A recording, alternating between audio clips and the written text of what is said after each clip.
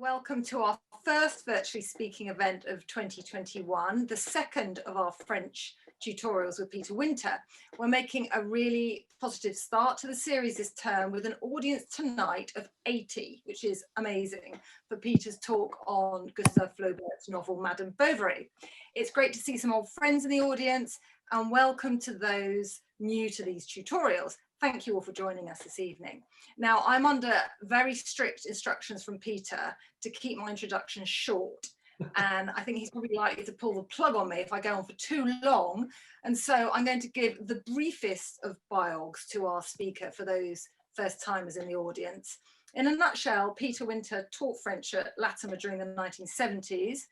He left to climb the ranks in other top ranking schools before returning to be head of Latimer in 2002, and is referred to by all, I think I can say, as a Latimer legend. So no pressure there, Peter. Tonight's tutorial will fall roughly into three parts as before. First, Peter will give us some context around the author and his work. Then he'll explore in more detail the language from some of the novel's key passages. And in the final section of the tutorial, we'll open the floor to discussion, share observations, and Peter will answer any questions you may have. As before, we're asking you to keep your microphones off until we start the discussion. That's just so that we can hear Peter clearly, but do type your questions into the chat facility to the right of your screen so that we can discuss them later.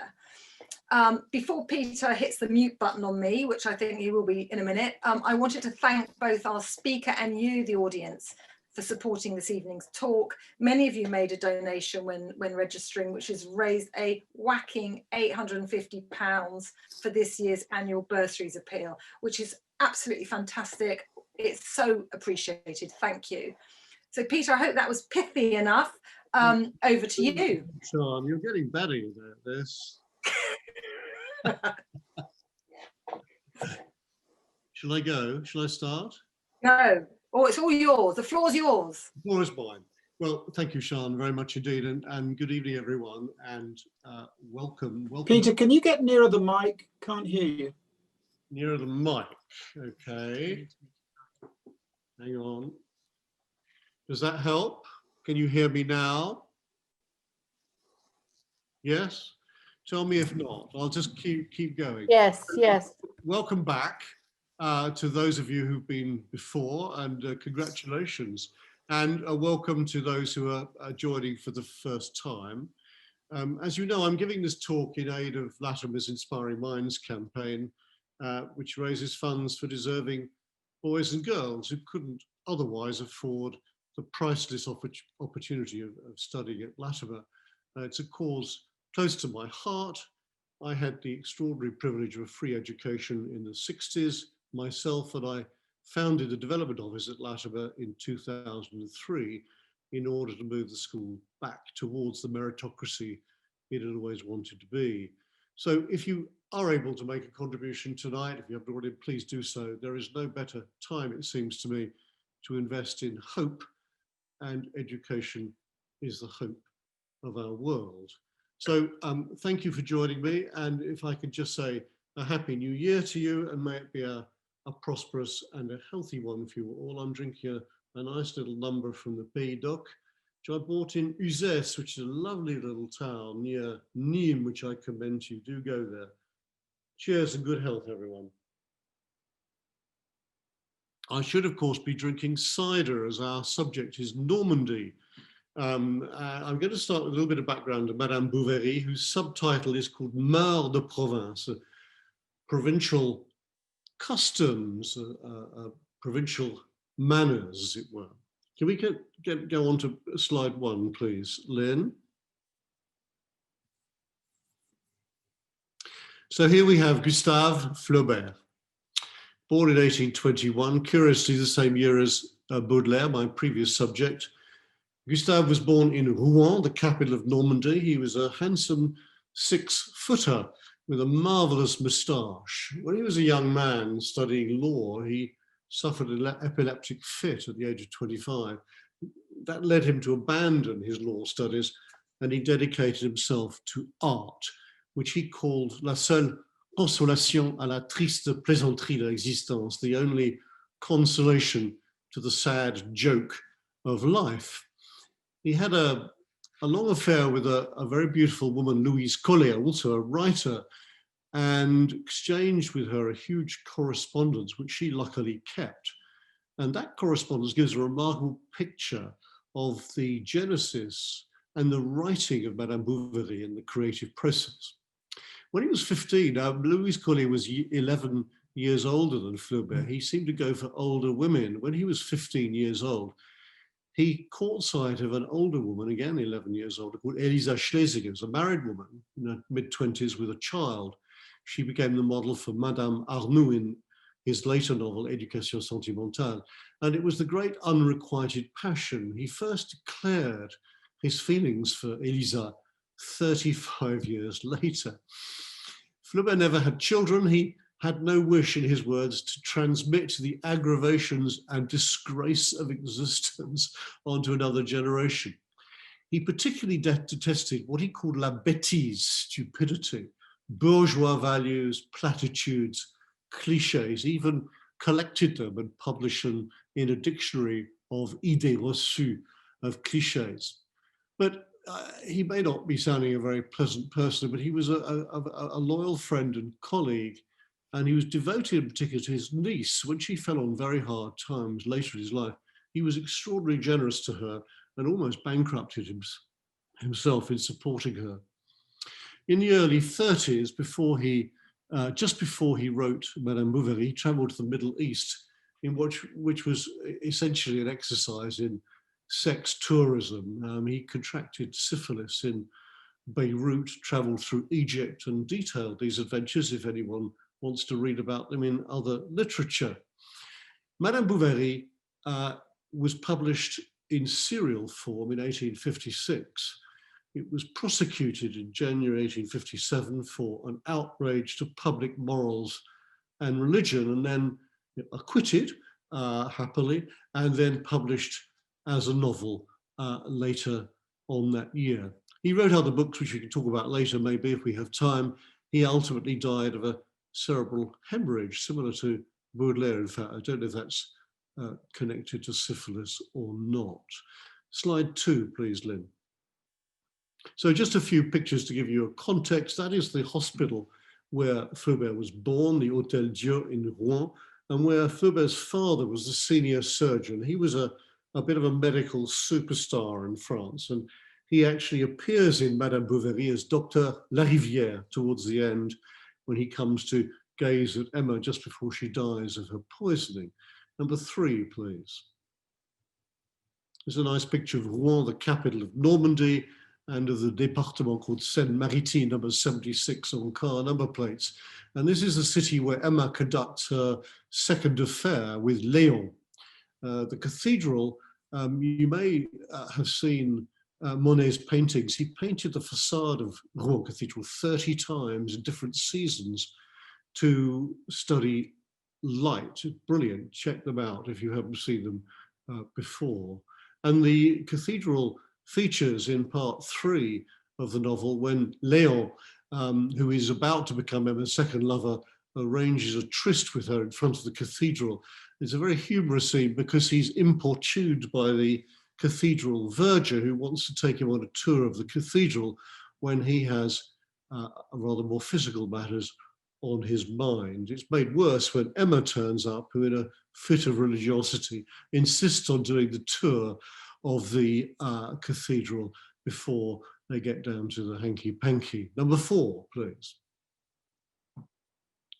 This map, you can see it, is basically Normandy, Rouen, right in the middle, and bottom right is Paris. And I give you this image of Normandy with Paris, because this is really Emma's mental landscape. She never gets to Paris, she dreams of it. Paris exerts an influence on her throughout the novel, which she never gets. Next slide, please. So there you have Rouen on the bottom, that big white patch at the bottom. Circled at the top is Tostes, T-O-S-T-E-S, which is these days spelt T-O circumflex T-S, which is where Charles sets up home with his first wife, Madame Dubuc, who his mother finds for him. She finds her for him because she is quite wealthy. She's a wealthy widow. She's 45 years old. She's laid, ugly, sèche comme un cotré, as dry as a twig, and she's covered in spots, bourgeonnée comme le printemps. She's budding like spring, rather memorable description of her. She also has very, very cold feet in bed. And on the right-hand side, you see the yellow ring there, is the village of Ry, R-Y, which is a real village, but Flaubert gave it the fictional name of Yonville-l'Abbé. Some people have speculated Ry as the end of Bovary. I don't know if there's a link there or not. It matters really little. It's a pretty Norman village, as we'll see. And Emma takes the stagecoach, the Hirondelle, the Swallow, to and from Ry, or Yonville, sorry, to Rouen, about a 20-mile journey. Took about 3 hours in the novel in those days, on her way to assignations in Rouen with Léon. The next picture is a little picture of Ry as it is today. Pretty, you see the half-timbered houses. Emma's house backed onto this little river, and she walks over a bridge on her way to assignations with Rodolphe and the squire up in La Huchette. And she conducts her affair largely in a tonnelle, an arbor, which is by the river, I believe. Next picture is the little church in the village, still there, the home of the Catholic priest, the Abbé Bournisien. There's a touching scene. Is it touching or is it farcical? Where Emma goes to Bournisien because she's distracted by the boredom of her life and she's having a spiritual crisis. And Bournisien is completely self-absorbed, much more obsessed with the material world. He just doesn't, the spiritual world of Emma doesn't relate to him at all. He's too busy trying to control unruly choir boys. He has a running battle in the novel with Homais, the chemist, who is a free thinker. That church-state tension exists, of course, in France today. Number 8, if you go to this village, as I have done, 20 kilometers or so east of Rouen, and you visit the church, there's a plaque on the church, and it reminds us that Flaubert based his novel on an actual incident. A friend of his drew his attention to it. There was a young man called Eugène Dulamarre, who happened to be a school contemporary of Flaubert's, who married, as a second marriage, married a 17-year-old girl called Delphine Couturier. She became Delphine Dulamarre. Delphine didn't like her husband. She conducted a couple of affairs. She got into debt. She committed suicide. It was a scandal, and it was in the local rags, as you might imagine, when Flaubert's friend, Louis Bouillet, who didn't like Flaubert's first attempt at a novel, said, just burn that, try writing a novel on this subject. And so he did. And in the same churchyard, if we go to number 9, this is the Madame Bovary tourist trail, if you like, in Normandy. There's a little monument to Flaubert, there he is, with a list of some of his works. And last picture, number 10, last bit of the tabloid part of this presentation. It's a very famous cartoon of Flaubert dissecting the eponymous heroine in his novel. And there she is, poor Emma, stretched out on the slab. You can just see her feet. Flaubert is wearing his surgical apron, splendid moustaches there, and he's pronged her heart, which is bleeding into what looks like an inkwell at the bottom. And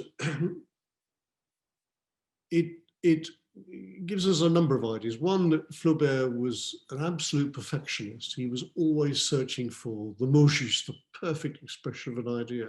He tortured himself to create harmonious sentences. He was a martyr for style. One of the results of that was his output, literary output, was much smaller than, say, Balzac or Zola or Dickens, more or less contemporary. He was so painstaking, he even tasted arsenic to be able to describe the bitter taste of that when Emma is dying. So because of the forensic detail and precision of his prose, this has led him to being hailed as a realist. But that isn't the whole story, because he was pulled between a thirst for detail and accuracy in the material world, but also romantic flights of imagination. It may be that which was behind his famous saying, Madame Bovary, c'est moi. Madame Bovary is me. There is a lot of Flaubert in his story. So let me rattle through. Some of you, by the way, gold stars if you've read or reread the novel in anticipation of this talk. And but please don't feel belittled if you haven't read it. I hope that you'll be able to get something from this anyway. And a particular gold star if you read it in French. It's not an easy read.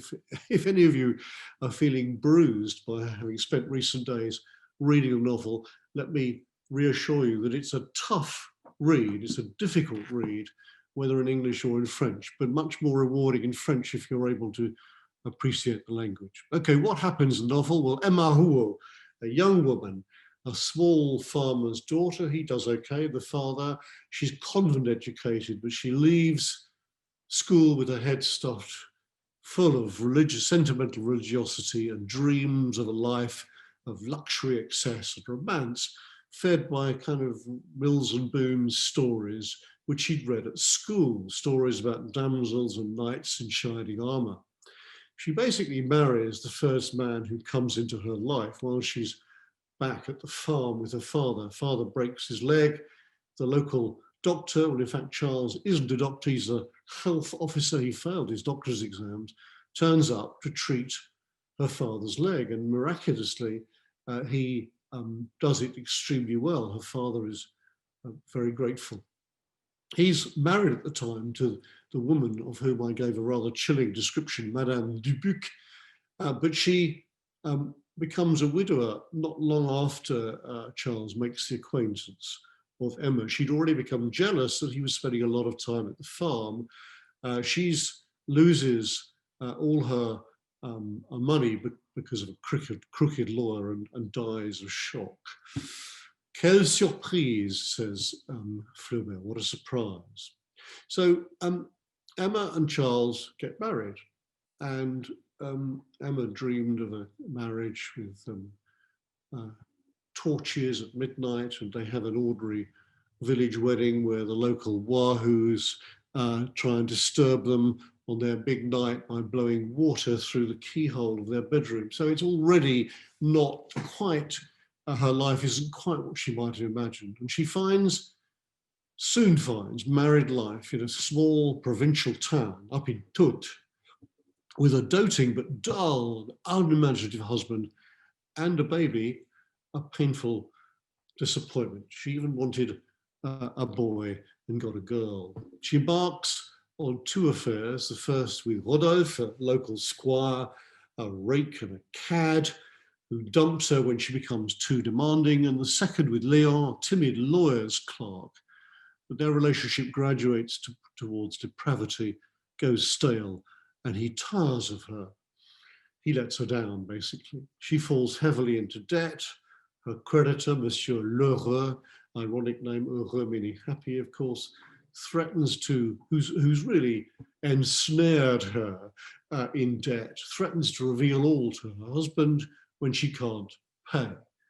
She appeals to a number of people she knows for money, but is rejected. And in despair, she forces Justin, the chemist's assistant who worships her, to give her the key to the poisons cupboard of the chemist, and she stuffs mouthfuls of arsenic into her. She dies an agonizing death. So this story plays out in a small provincial town with its attendant local worthies, chief amongst them the chemist, Monsieur Homais, a smug busybody, and the archetype of the bourgeois attitudes that Flaubert detested. The novel ends with Charles blaming fate and Homais being awarded the Légion d'honneur, like getting the OBE. Mediocrity and mendacity triumph. Well, that won't seem to you to be a very promising material for a novel. And yet Madame Bovary, I would argue, is in many people's top 10 novels of all time. Even if you don't like it, I hope I can convince you there is considerable art in the work. And I want to look at closely at a number of short extracts from the French text and try and give you a sense of that. Flaubert changed the novel. Milan Kundera, in his preface to the joke, wrote, "Ever since Madame Bovary, the art of the novel has been considered equal to the art of poetry." And Flaubert is one of the very greatest prosateurs, writers of prose, in the French language. And all this essentially in a novel whose central subject is boredom. I would argue that the novel holds up a mirror to us all, and in particular, human weakness and inadequacy, and as such, is deeply ambivalent. It's captivating in one way and profoundly disturbing in another. If we go to slide 11, which is the first bit of text, I'll go through it in a minute. The novel curiously begins. Flaubert is famous for being the great objective novelist. He takes a coolly detached view of his characters. In fact, the very first word of the novel is nous, we, and it's a classmate of Charles who sees this new boy arrive at school. Charles turns up wearing a ludicrous ovoid hat. He's very soon made to write out, "I am ridiculous" in Latin by his teacher, and he's mocked by his pupils. He is a boy of modest talents, and as someone before me said, he has plenty to be modest about. He messes up his school exams. His mother runs his life for him. She decides he should be a doctor, and he fails his doctor's exams, which is why he is not a doctor. He becomes an officier de santé, a health officer. And that's relevant because he's not meant to do operations, for example, without the presence of a doctor. Later on, as you may know, he operates on Hippolyte, the boy with the club foot. Hippolyte, again, ironic because Hippolytus in Greek mythology was a supreme athlete. There's no coincidence that Flaubert chooses that name for the boy who limps around the village. So he chooses, the mother chooses his career and his first wife, and then they get married. And so episode 1, I'm going to look initially at Charles and then Emma and the early days. This is part 1 of the novel. And this is Charles in a moment of complete, complacent bliss. They're married, life is perfect. He's got a decent, steady job. He's got a doting, pretty wife. And there's a marvelous passage where the night is described, they're lying in bed together, he gazes, and he can see the down on her cheeks, and then he rides off to work in the morning. Here we are. Il était donc heureux. So he was happy. This, of course, is in ironic contrast to Emma's feelings.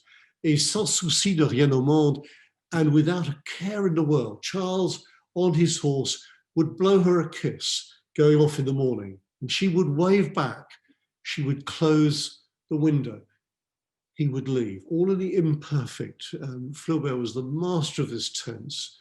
He uses it all the time to describe states, unfinished things. There's repeated actions in the past.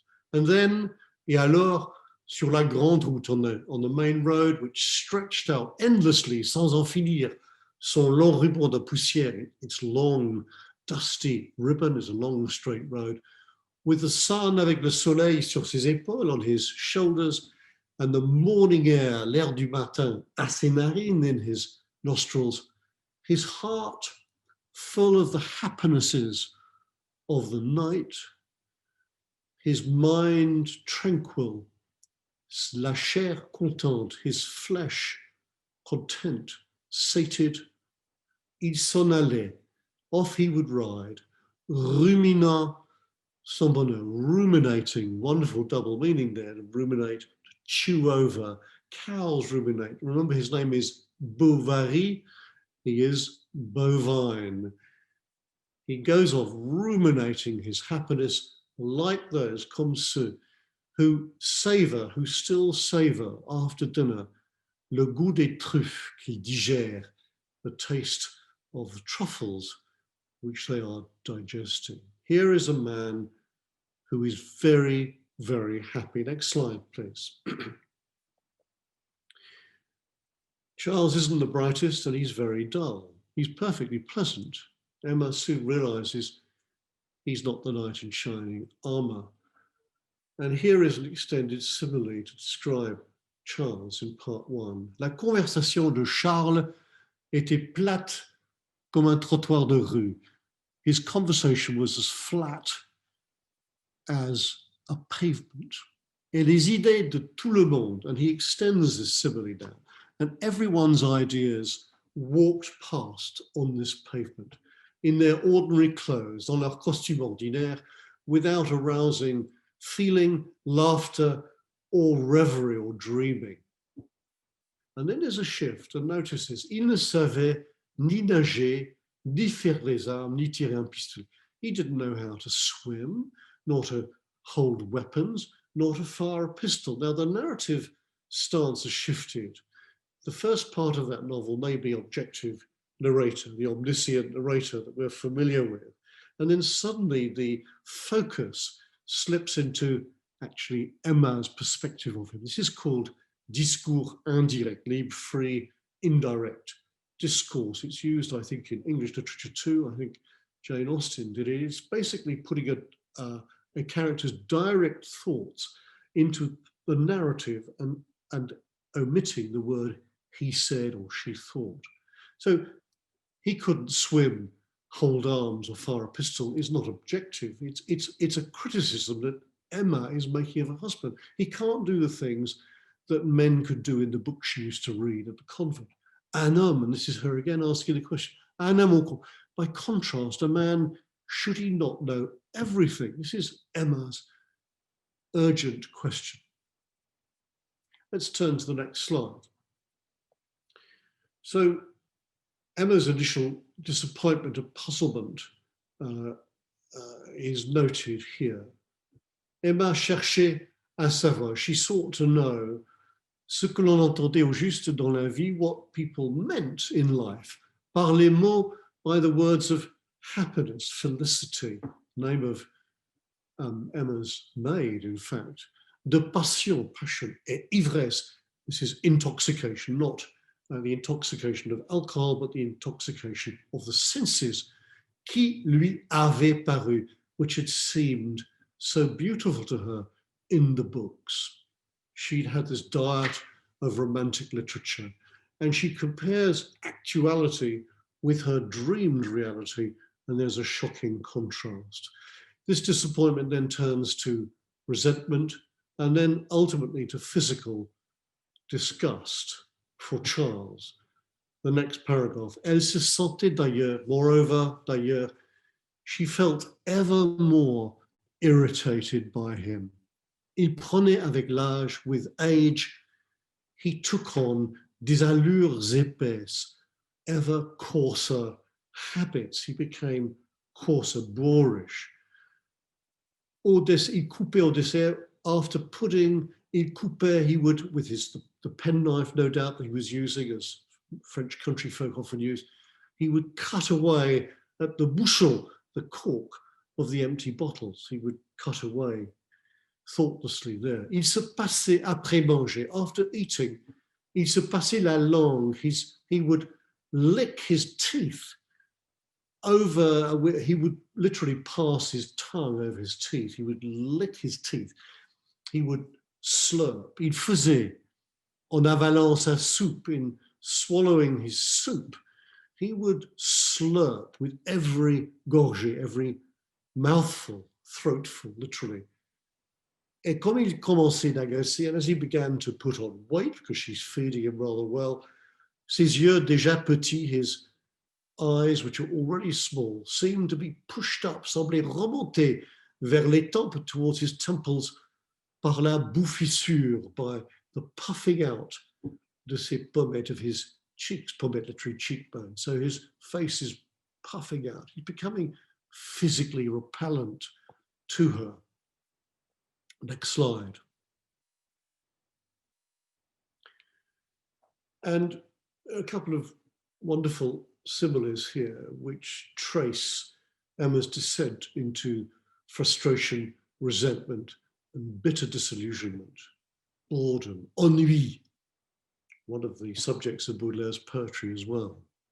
Mais elle, sa vie, this is still in part one, by the way, but her life was as cold as an attic, comme un grenier, where the grain was kept, dont la lucarne est au nord, with a north-facing skylight, et l'ennui and boredom, that silent spider, araignée, arachnid, filait sa toile, was spinning its web in the shadows dans l'ombre, in every corner of her heart, à tous les coins de son cœur. A little bit later on, in increasing desperation, Emma searches around for some relief to her torment, comme les matelots en détresse, like sailors in distress. Elle promenait sur la solitude de sa vie ses yeux désespérés. She desperately scanned her empty life, the emptiness of her life, cherchant au loin, searching in the distance, quelques voiles blanches, a white sail dans les brumes de l'horizon, amidst the mists on the horizon. So, slide 15, I'll rattle through this one, but she goes, an event happens, and the local worthies, the local chateau invite the doctor, they call him the health officer, with his wife, Emma, to a party, a dance in the chateau, La Vaubyessard. This is a set piece in the novel. Emma has here her one and only glimpse of the high life. She doesn't let Charles dance. She dances with a vicomte, a viscount. She's swept off her feet, literally. Everything about this evening is the life she dreamed of. There's a lot of style indirect libre here. And this passage I've chosen, I find very funny. There's a cruelty and a humor throughout the novel, remember. So she's sitting down to table at dinner. Everyone's in their finest clothes. Charles has lashed out a posh dress for Emma. And just before, she notices that most of the women have not put their gloves in their glass, which means they want to be served alcohol. And then cependant, au bout, at the end of the table where Emma is sitting, courbé sur son assiette, bent over his plate, his full plate, and with a serviette noué dans le dos, knotted behind his neck, literally his back, like a child. An old man, un vieillard mangeait, an old man was eating. Emma gazes in wonderment at this old man, who is, laissant tomber de sa bouche des gouttes de sauce, who is dripping drops of gravy, slobbering drops of gravy down his front. Il avait les yeux éraillés, his eyes were bloodshot, and he wore a little pigtail, une petite queue enroulée d'un ruban noir, excuse me, wound round with a black ribbon. Who was it? C'était le vieux duc de Laverdière, the old Duke of Laverdière, who had been, so it was said, the lover of Marie Antoinette. Wow, she's worshipping him like a teenage girl, a pop star or a premiership footballer. Un domestique, a servant behind his chair, was shouting out in his ear the dishes which he was pointing at with his finger, qui désignait du doigt en bégayant, bégayer, c'est jibba. Et sans cesse, les yeux d'Emma, and repeatedly, Emma's gaze came back to see this old man, ce vieil homme, à lèvres pendantes, with his pendulous lips, comme sûr, as if she was gazing at something extraordinary and august. And then we go right inside Emma's head. Il avait vécu à la cour, he'd lived at court and slept in the bed of queens.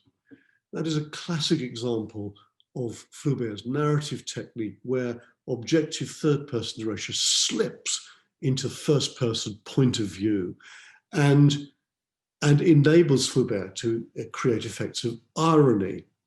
Why is Emma so wowed by this disreputable old man dribbling gravy down his front?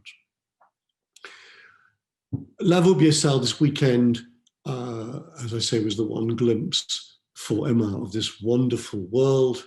And she dreams of it ever after. A year later, she waits for the invitation to come again. They're not invited.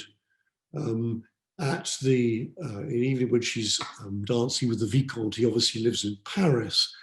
And the next quote, we look at the next slide. Paris plus vague que l'océan, vaguer than the ocean, shimmered, miroitait donc aux yeux d'Emma in her eyes, in a silver gilt atmosphere. When the invitation doesn't come next year, the next paragraph, l'avenir, the future, her future, was a completely black corridor, un corridor tout noir, et qui avait au fond sa porte bien fermée, with the door slammed shut at the end. There is no future. She is in despair. She lapses into depression and languishes. Charles is distraught, doesn't know what's wrong with her. It suggested to him she could do with a change of air. He agrees to a move. And the very last sentence of part one, quand on partit de Tot, when they left Tot, au mois de mars, in the month of March, Madame Bovary était enceinte. She is pregnant. That's an ironic and dramatic ending. What's going to happen? This woman who's trapped in a marriage she despises, she's pregnant. They're only moving to keep her happy. They go to Yonville, and waiting at Yonville in the Lion d'Or, the pub or the inn in the village, is the local chemist. If you go to the next slide, I won't go through the whole quote, but if you look to the third line of that first quotation, he's warming his back by the fireside on there, waiting for the new guest, the local doctor, to come. Sa figure n'exprimait rien. His face expressed nothing but self-satisfaction. And he looked as calm in life. Il avait l'air aussi calme dans sa vie que le chardonneret, like the goldfinch which was hanging above his head in the wicker cage. Here was the chemist. And he's the object of everything that Flaubert despises, and he takes every opportunity to mock him. A couple of chapters later, Homais takes Emma and her husband on a walk to see a local flax mill, which he describes as a place of interest. And his marvelous line, rien pourtant, and yet nothing was less curious than this curiosity, or nothing was less interesting than this place of interest. Emma, having had a meal in the Lion d'Or in her new town of Yonville, she meets that first evening Léon, a feckless young student who indulges in a kind of a romantic dialogue with her, which heightens her perceptions. And then she goes back to her house for the first time, and she enters the front door of this new home. This is a new start, a fresh start for her. And Emma, the next slide, please. Emma, dès le vestibule, as soon as she stood in the hallway, sentit tomber sur ses épaules, felt fall upon her shoulders, comme un linge humide, like a damp cloth, le froid du plâtre, the cold of the plaster. The maid's forgotten to heat the house. It's a very depressing start. As I said, the seeds of her subsequent affair are sown when she meets Léon, and then Léon, through timidity, is unable to prosecute this affair. He doesn't dare declare his love. He's too timid, so he leaves for Paris, leaving Emma in despair. The middle quote, il était parti, he left. The only charme is like a magic spell, the only charm in her life, le seul espoir possible d'une félicité, the only hope of happiness. And then love slowly was extinguished through absence, and she forgets him. And then she meets Rodolphe. Rodolphe in number 19, please, the next slide.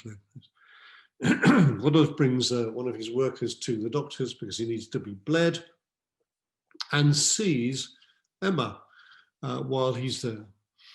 And as he's walking away, Rodolphe thinks, she's a pretty girl. I must make her my mistress. And what follows is like a very slow car crash. We're given, there's no secret about Rodolphe's intentions. The first thing he says about her is here, ça baille après la mort. She's gasping for love. He doesn't even use the word elle. He uses ça, dehumanizing. It, that's gasping for love. Comme une carpe après l'eau, like a carp out of water, sur une table de cuisine, on the kitchen table. With 3 words of love, it again, that would adore you, I'm sure. It would be tender, ce serait tendre, it would be lovely, charmant, charming. Oui, mais comment s'en débarrasser? But how would I get rid of her afterwards? Right from the word go, we can see that his intention is to make Emma just another notch on his bedpost. And he deliberately stays away for 6 weeks and meets up with her at the agricultural show, which is a great set piece. Flaubert took 5 months to write this scene, and he orchestrates it like a piece of music with contrapuntal themes of people calling out names and calling out prize, medal for the best dung in the village, with Rodolphe whispering sweet nothings in Emma's ear. And a beautiful description of that in this second paragraph. C'était la première fois. It was the first time that Emma heard things being said to her like this, and her pride, orgueil is overweening pride, like someone, comme quelqu'un qui se prélasse, someone who's wallowing in a steam bath, stretched out deliciously, s'étirait mollement, et tout entier à la chaleur de ce langage.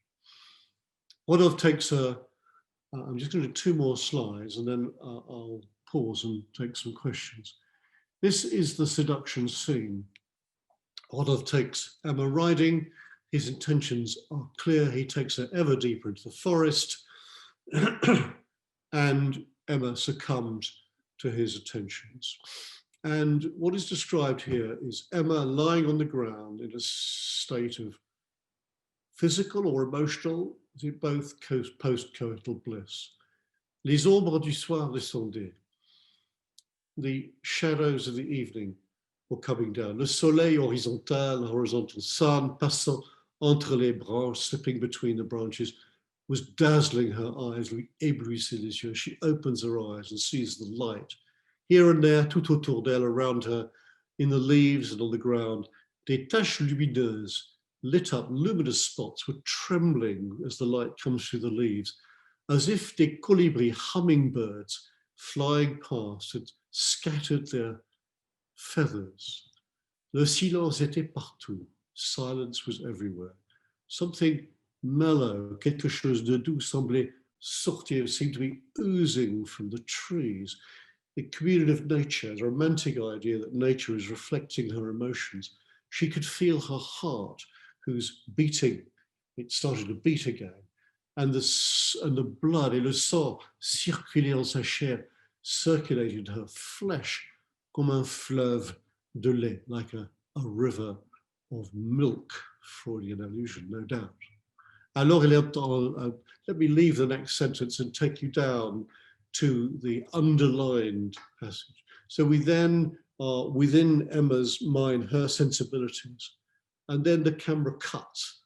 Rodolphe, again, third person narrator comes back, brutal sentence, with a cigar in his mouth, was raccommodé, was mending with his penknife one of the broken bridles on the horse.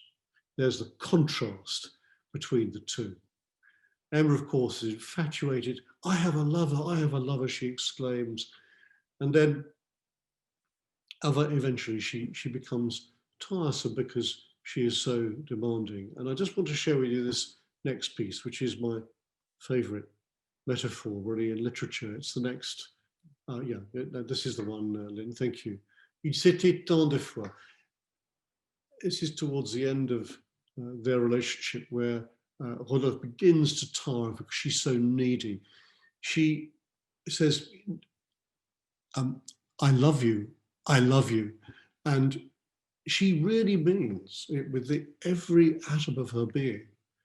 But he finds it all a bore. Il s'était tant de fois, he'd heard these things said so often, that for him, qu'elle n'avait pour lui, they had nothing original.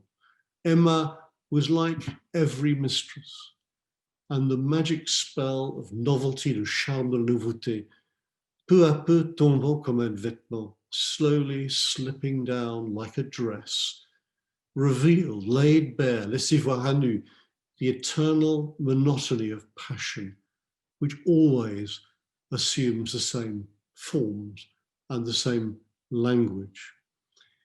Now, that, you might say, was Rodolphe's point of view.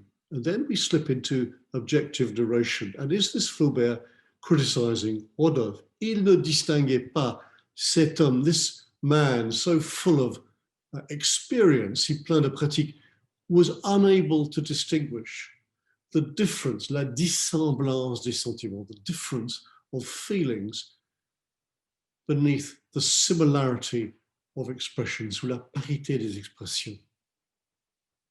And then it builds up to this wonderful climax, as if, comme si, the plenitude of one's soul, the fullness of one's heart, did not overbrim sometimes, ne débordait pas, quelquefois, in the emptiest metaphors. Puisque personne, jamais, because no one can ever give the exact measure of their needs, of their ideas, of their pain, de ses douleurs. And the human word, la parole is the spoken word, human language, est comme un chaudron fêlé, it's like a cracked kettle où nous battons des mélodies à faire danser un ours. Imagine hitting a cracked kettle with a metal spoon where we're beating tunes which would make bears dance. The bear is a ponderous animal when we're trying to be so sensitive. Quand on voudrait, when you really want to move the stars to pity. Now, I can see time moving remorselessly on, so that really takes us almost to the end of, we're still in part 2 here, the relationship between Emma and Rodolphe. And I can jump over the rest. I'd love to tell you more about the scene outside Rouen Cathedral and the cab ride which caused such outrage. If we go to a slide, is it 23, Lynn? Yeah, that last quotation there. This is now, we've leapt forward. She's with Léon, but they're becoming bored with each other. And this was a sentence which caused real outrage at the time. One of the reasons it was prosecuted. Emma trouvait dans l'adultère. Emma found in adultery all the platitudes of marriage. Under pressure in the first edition, he was required to change that from du, the platitudes of marriage, generalization, to de son main, of his marriage. And I'll end by saying that this book was written at the beginning of the Second Empire, 1856. Louis Napoleon established a kind of bourgeois society in which marriage was reverenced, and adultery threatened that. And in particular, for women, of course, life not being fair, and much more, I think it still exists today, to be honest, but women were far more punished and penalized for adultery than men, because perhaps of their responsibilities for childcare. I don't know why, where those attitudes come from. Maybe the world was run by men, I don't know. But that is why the book was seen as a threat to contemporary society. Now, Sian, I think I should pause. I could go on, but I don't want to lose you. I may have lost you already. But perhaps we should throw it open to questions, and we could talk about any of the points raised, or any that you would like to raise about any part of the novel. Yeah, we can do that if people want to put their comments or their questions in the chat, and then I'll call upon you to say what you. One starter for 10. I remember once being asked to write an essay on the following subject, which and I still don't know the answer to this. I don't know what I wrote at the time, but Flaubert walks a tightrope between compassion and contempt for his characters. And that's quite an interesting way of looking at the novel. Is Flaubert cruelly mocking all these people? Or is there part of him which actually feels for their inadequacies? Anyway, I will now listen. And so Richard has said, which is the best translation of this book? I've no idea. I tried. I'll shock you by telling you that I did contemplate rereading it very quickly in English. I have a edition because I've persuaded members of my family to read this. This is the Oxford World Classic. I think actually this is quite well translated, but I have to say I gave up after it. This is going to sound terribly snobby, but for me the real delight of this book is the French. It is the language, and it is untranslatable. But this one here is a pretty faithful translation, the Oxford University Press, translated by Margaret Malden. She's obviously a very good linguist. I don't envy her. And I think Jamie wanted to say something. Jamie, if you're on mute. Thanks, John. Hi, Peter. Wonderful as always, and great to see you and everyone else. I'm sort of fascinated by the question you just asked yourself, or the essay question you had. And I was trying to decide all the way through, was Flaubert considered an optimist or a pessimist? In other words, or just an observer of life? Was his own life a success in his own mind? Was he someone who was kind of by the end happy with what he'd done? Because he sounds to me more miserable than not. Well, there's a duality there, Jamie. I'm not avoiding your question. He was, I think originally he was quite pleased that his novel was a succès de scandale. It was prosecuted. It's like D.H. It's like D.H. Lawrence and Lady Chatterley's Yeah. It sells print, but he came to resent the notoriety of Madame Bovary because he thought that subsequent works that he'd written, like Éducation sentimentale, Salammbô, which is a really difficult read, or his later work, Croquante, he thought they were valid as well. He was much admired by his contemporaries. He was revered by many of his contemporaries. And he was apparently a nice guy, but he was clearly deeply cynical and deeply hostile to the Second Empire government and the bourgeois. The bourgeois, as you know, is relative to so much more than the English word middle class. Middle class is a rather benign term. Bourgeois in French really has a negative connotation. It implies smugness, self-satisfaction. And I think, it's difficult to argue that he was happy if he says, I don't want to have children because I don't want to suffer the discomfort of existence. So this curious ambivalence and this tension between his cruelty and his humor. Yeah. Very interesting. Thanks, I don't know either. I've just finished, we had to read for my book club, Virginia Woolf's To the Lighthouse, and I have the same question about her, actually. But anyway, that's just personal. Should I read that? I've never read that, Jamie. Should I read it? It's hard going. It's hard going, but yes, I think in the end, it's poetry rather than prose in the same way like Flaubert, but in English. Okay, thanks. Thanks. Rupert, do you want to say something? Yeah, Peter, I've sent you a slightly detailed question, but I mean, basically, I started off having really enjoyed the book. I thought it was all very depressing, the good characters come to a bad end, if to the extent there are any, and it's all terrible, sort of almost Hardy-esque. But then the more I thought about it, I actually think it's really quite funny in parts. Very funny. Mainly people like Homais and their ridiculous pretensions, Yes. You know, are actually very, very amusing. There's great humour throughout the novel. There's a marvellous scene, black humour, where Emma is dead, and Omer and the priest both perform a vigil over the corpse. Absolutely, and then they fall asleep. They fall asleep, but Bournisien, the priest, is sprinkling holy water, and Omer, the Voltairean chemist, is sprinkling chlorine because he thinks the deadly bugs will be in the air.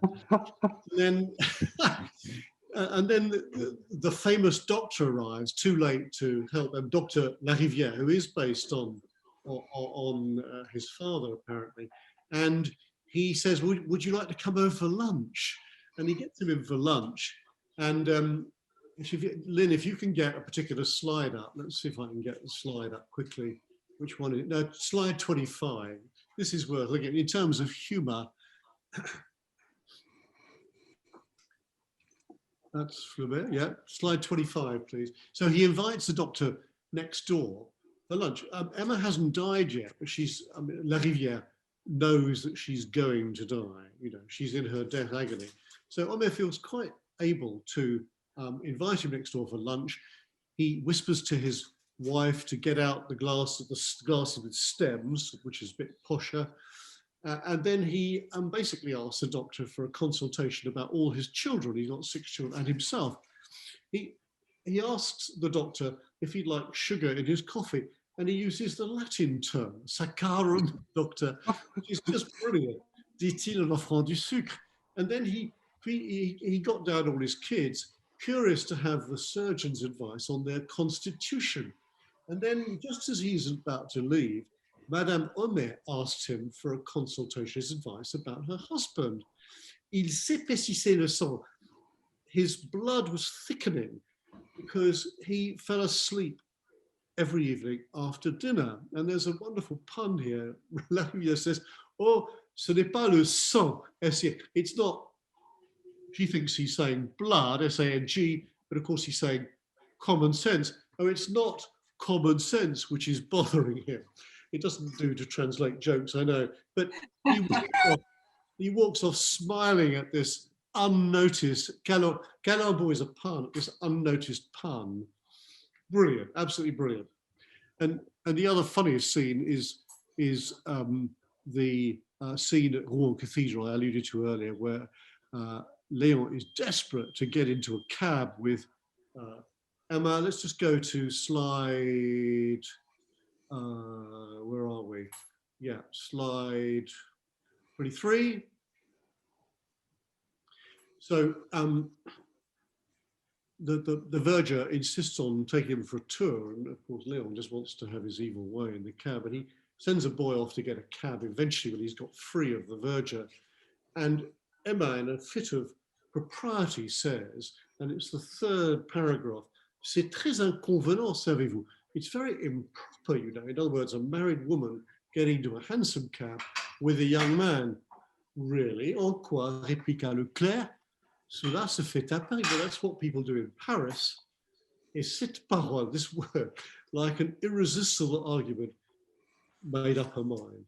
Then the cab comes, and then there's a lot of rather ribald double entendre as they ride around Rouen, with eventually the cab driver becoming exhausted because they're bonking in the back in the box in the cab, and the horses are straining away. There's all kinds. If you reread that text, you'll see there are all kinds of double meanings there, which are witty.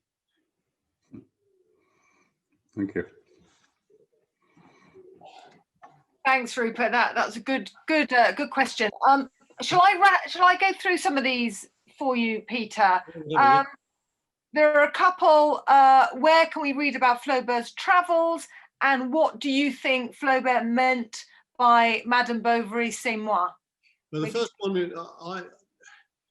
I've got a book, it's in France, I've got it in front of me, but it's called Flaubert in Egypt, which details graphically his assignation with a courtesan called Küçük Hanem, who's a beauty, but she was obviously she was a prostitute, and Flaubert could afford to pay for products. I talked about sex tourism. It was, I think, the fashion for moneyed young French intellectuals to go to the Middle East and to discover themselves, as it were.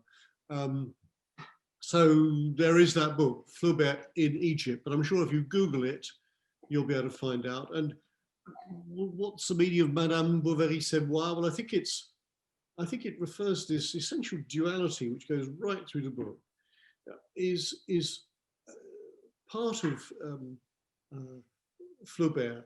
When he was writing as a writer, he wanted to go off on flights of fancy. His subsequent book, called Salammbô, is a most exotic novel. It's almost unreadable. I had to flog through it when I was an undergraduate.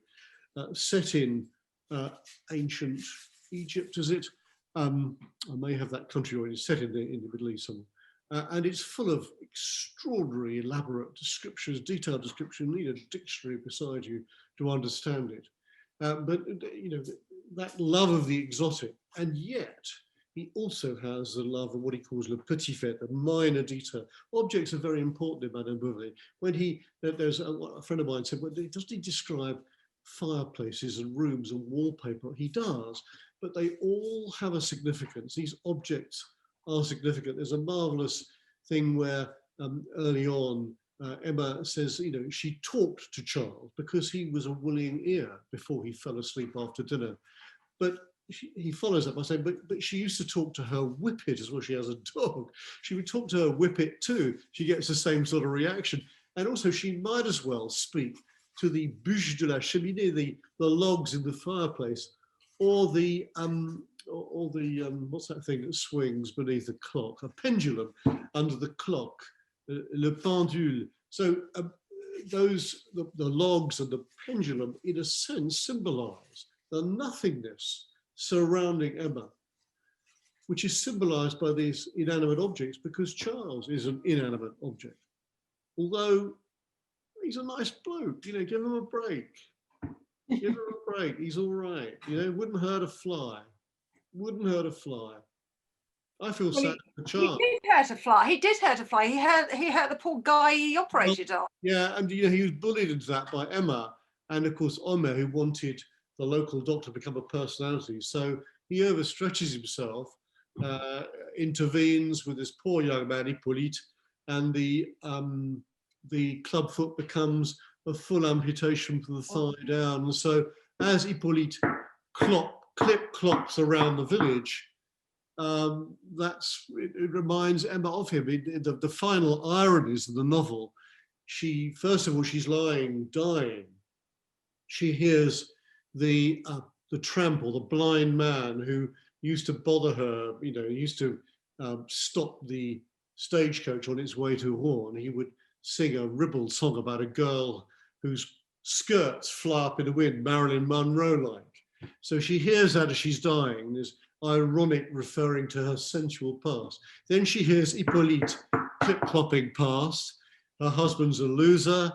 So there you go, you know? Yeah, it's pretty sad stuff. Pretty sad stuff. Thank you. Thanks, Nick Baxter and Greg Delaney for that question. Alvin Jackson, are you there? Do you want me to read your question out? Yeah, I'll read your question out. Alvin says, from which other artists or writers did Flaubert draw his inspiration? Well, I read only this morning, actually, that Flaubert didn't have much regard for other 19th century novelists. Well, he would have known Stendhal and Balzac. He predates Zola. They had a big four in French literature in the 19th century. But he did a lot of work on Voltaire's tragedies, which are very bad, and Voltaire's marvelous, but his tragedies aren't worth reading. Don't go there. But apparently a real influence on him was the Marquis de Sade, who, shock horror, is one of the great writers of French prose. The subject matter does tend to be a little bit repetitive, I have to say, in the Marquis de Sade. But he is a wonderful manipulator of the French language. And here's let me try a rather osé comparison between de Sade and Flaubert. Cruelty, first of all. Flaubert chooses this young woman, pretty young girl. He tortures her. She's tortured throughout her life. And then he kills her in agony. Pure de Sade. I'm very glad I asked that question. Now you'll be reaching for Justine. Well, I'm not going to confess whether I've read it or not. So not on this, not in this forum anyway. You can tell that I have read some of it, and the comparison I think is valid. Yeah, I'm sure it is. Thanks, Alvin. Lucy asks, do you see a strong resemblance between Emma and Anna Karenina?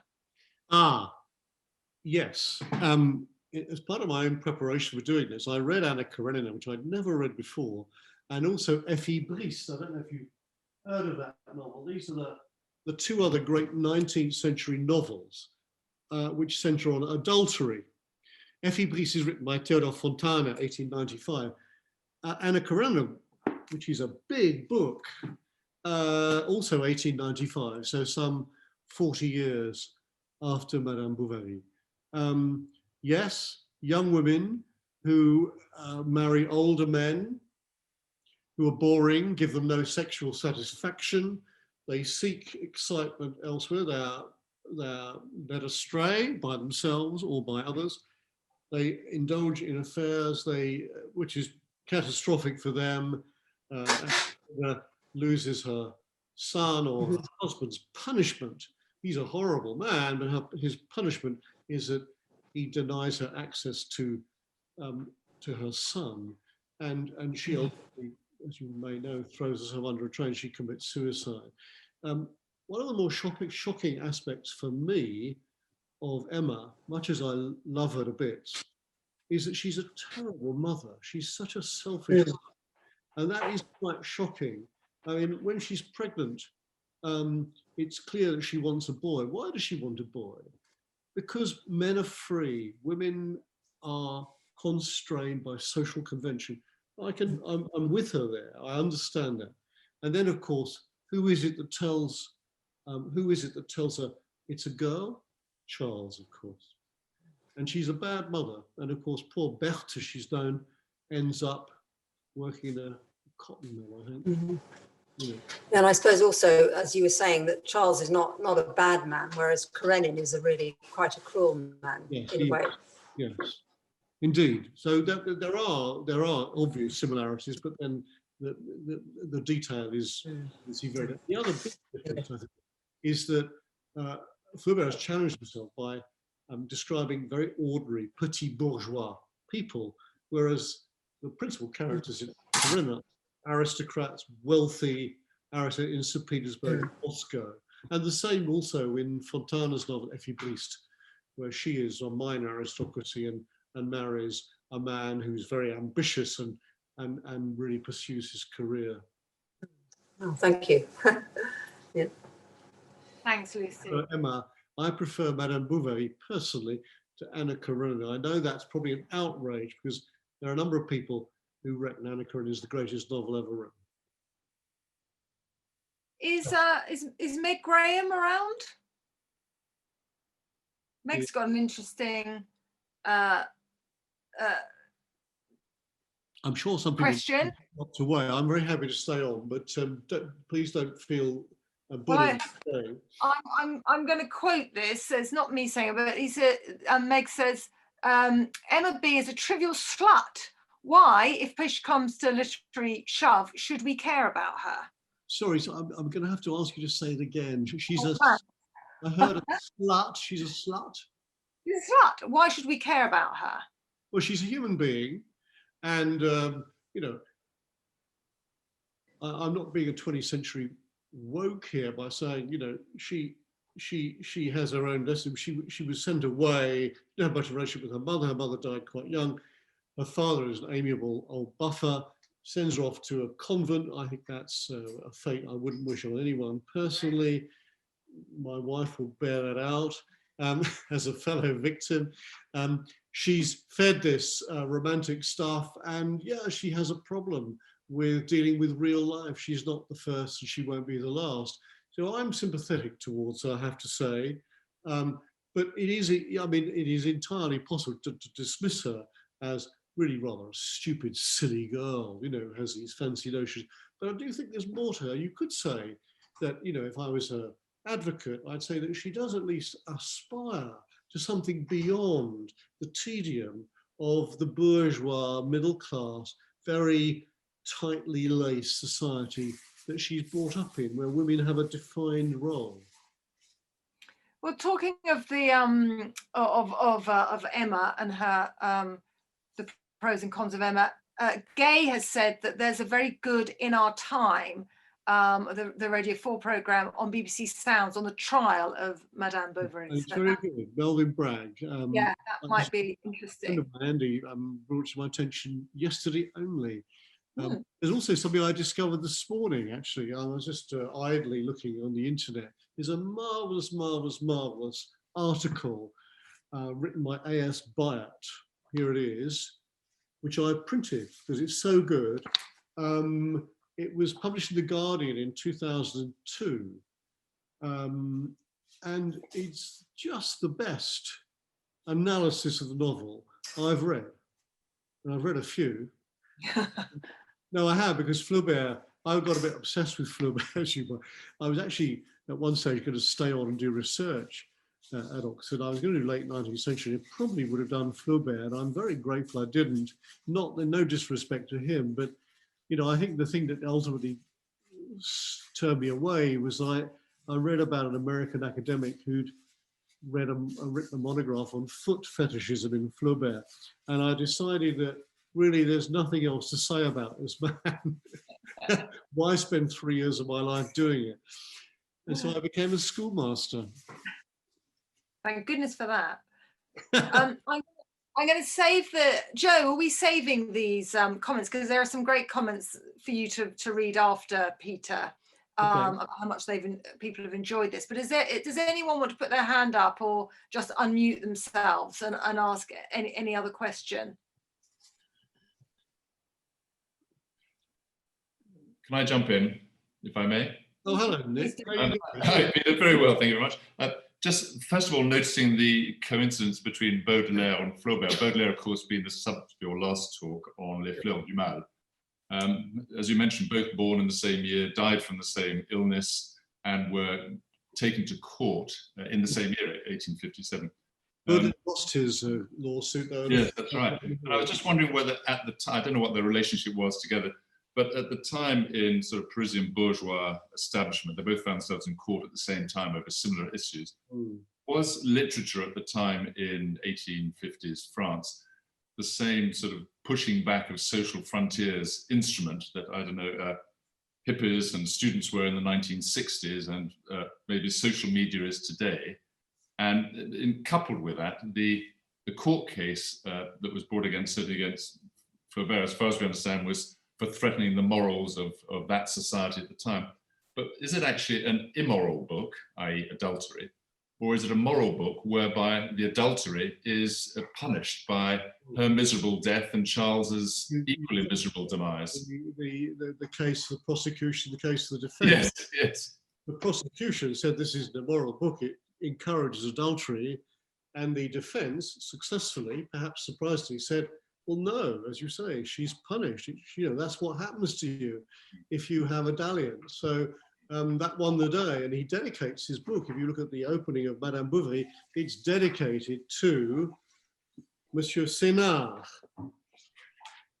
Where are we? Yes, Marie-Antoine Jules Sénard. There's the dédicace, Sénard, right at the beginning. He's the defense of, he's a very famous lawyer in Paris. This book, by the way, which is a beautiful edition, was given to me by a Mandel development office at Lateran. I left Lateran, so I want them to know this has been it's now very well thumbed. Did I answer your question, Nick? I've got the other point to make there is that the early 1850s, it was a revolutionary time. England was about the only country Europe didn't have a revolution in 1848. It had the Chartists movement. But France had a full-blown revolution. Baudelaire was on the barricades. He tried to rustle up a group of people to go and shoot his stepfather. Flaubert, I think, joined the National Guard at one stage. And his house in Croissy, where he lived, it's now, I'm afraid, there's a chemical factory on it now. You can't do it. I've been there and breathed the air, but it's, the house he lived all his life was occupied by the Prussians, much to his disgust. and he was very rude about the Prussians at the time, as any self-respecting Frenchman might be, although ludicrous Emperor Louis Napoleon did actually start the war, then lost it very humiliatingly. Say hi. Thank you. Can I ask a question, Yes. Peter? Can you hear me? Hello, Rich, I can. I was reading some Chinese literature recently about after the 1960s and the Cultural Revolution, Yeah. and they some of the intellectuals were very keen on Madame Bovary and also Anna Karenina. Yep. So I was very puzzled as to why that might be, except that I suppose they were coming out of a very repressive situation themselves, and they were looking to Western writers for some sort of similar situational commentary. Well, maybe. I don't know anything really about Chinese literature, but the novel seems to me to be essentially a European or American artifact. And of course, if they turn to Flaubert and Tolstoy, they're choosing two amongst the greatest of the pantheon of great novelists. My first reaction, whenever I hear the words cultural revolution, I'm taken back not to the inadequacy of language, but the ability of language to conceal what it means, because never has a revolution been less cultural. It was basically a euphemism of a genocide, wasn't it? So I'm fascinated by the use of language. They were. Some of these writers weren't able to read any books in the 1960s. Now, you're giving me the impression, Richard, you've actually read this in Chinese. Is this true? And no, I do read a bit of Chinese, but that's. Well, you're one ahead of me. China in 10 words. I salute you. I mean, that's amazing. Wow. In English. You obviously went to a good school. Did you go to Latimer? Yeah, I did go to Latimer for a few years. I didn't learn any Chinese there. Another survivor. Well done. Yeah. But no, it was a question of surviving in those days. Yes, you got beaten and thrashed and no flashbacks. Talking in class. Go in peace. Go in peace, my son. Thank you. Thank you. Yes, thank you. And as an aside, we do teach Mandarin at Latimer now. Of course. How avant-garde. Very good. Any more? Because I think Peter, Chelsea awaits. Well, I am recording it, so please. Oh, you are recording it. I'm recording it now. I shall rewind. But I am. I shouldn't bother with Chelsea, Peter. I'm going to move seamlessly from one cultural event to another.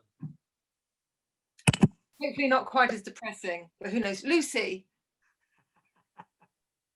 Lucy, would you like to unmute yourself? She's muted at the moment. Yeah, you're muted, Lucy. Yeah, I was just going to say thank you very much. What an excellent talk, and I'm sort of inspired to try it in French. I first read it when I was about 17 or 18, so it will be quite fun going back. Did you read it in French, Lucy? No, I read it in English. I've spent my life trying to get around French, and it's not easy to read. It's really not. It's demanding. But I have to say, because I have reread it over the last 3 weeks, it's very rewarding. Well, it's a lockdown challenge. Anyway, thank you very much. Yeah, I mean, that's why so many people have tuned into this. What else is one doing in lockdown? Yeah, exactly. Yeah. Thank you very much. Bye. Pleasure. Thank you for joining. There are a lot of people in the chat that obviously you've guilted them into having a go in the French, Peter, because a lot of people are saying they're definitely going to try the French. I want a list of names of those who've read it. Yeah, we're saving. John, can I say something, Peter? Yeah, go, Sally. Yeah. Peter, you said he's the master of the imperfect. Can you say a bit more of that?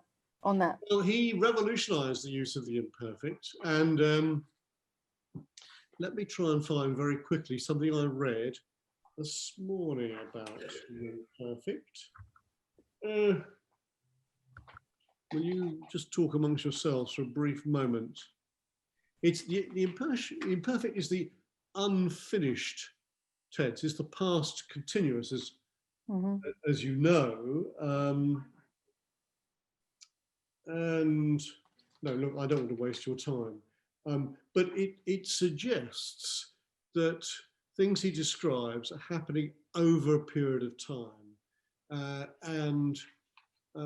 Sometimes he uses the imperfect where you'd actually expect the past historic. It's quite unusual, his use of the, but I'm afraid I've just missed the connection. I don't think I'm going to find it in time.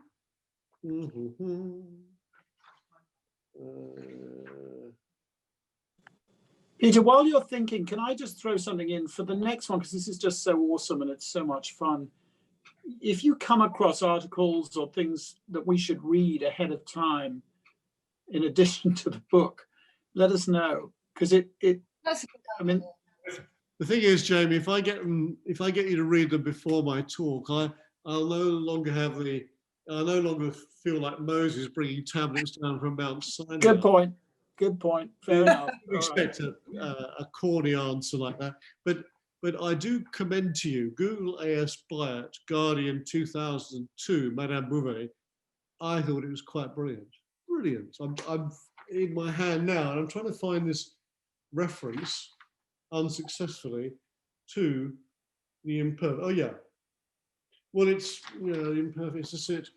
Flaubert has changed French prose by changing the possibilities of French grammar, including his use of the imperfect tense, the tense of states of affairs and states of mind, which is really what the novel is around. It's about states of mind. I mean, not much happens in the novel, really. Mm. So it was. I didn't give you a very good answer, Sally. I'm sorry. No, I just think he used it on purpose, with a purpose. But it kind of goes well with this notion of ennui, of boredom, of time passing slowly. Habitual action. Exactly. Yeah. And repeated actions in the past and things not changing. It's partly connected with that. Sort of a sort of 19th century Groundhog Day. I must watch that film again.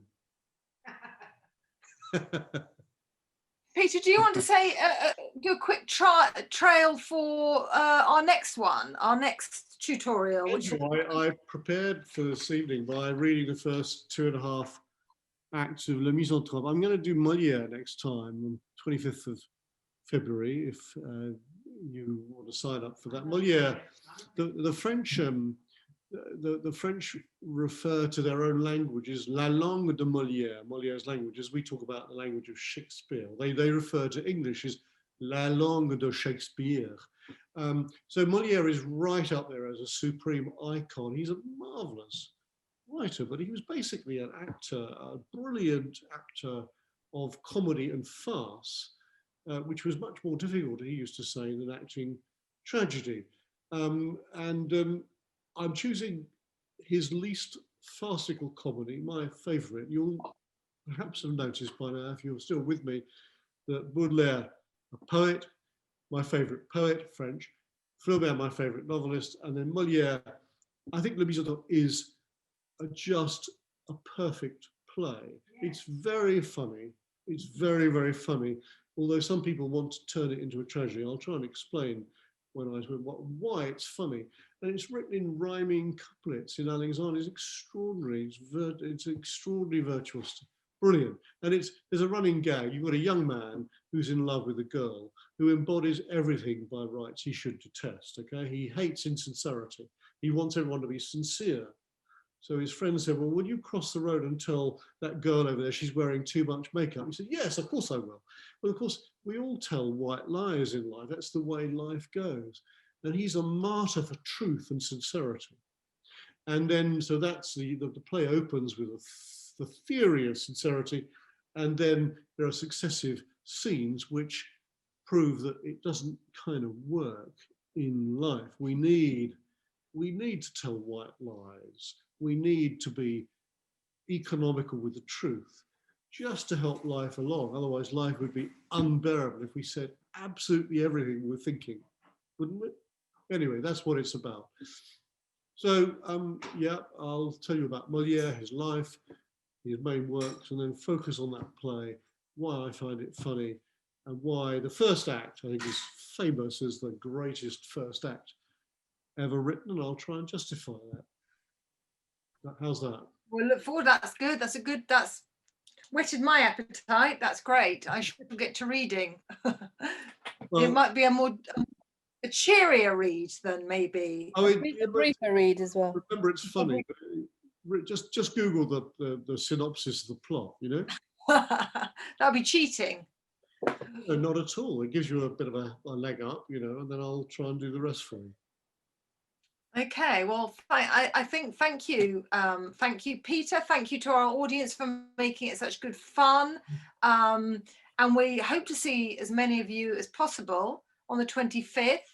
And we've got in the chat, we've got the links to our Virtually Speaking collection. So if you've missed any, you're in for a treat. We've got them all in their entirety on our website, on the Latimer Foundation website. So do catch up with them, and we look forward to seeing you next month and before. If you can see what we've got coming up before Peter. Thanks, John, and thank you everyone for joining.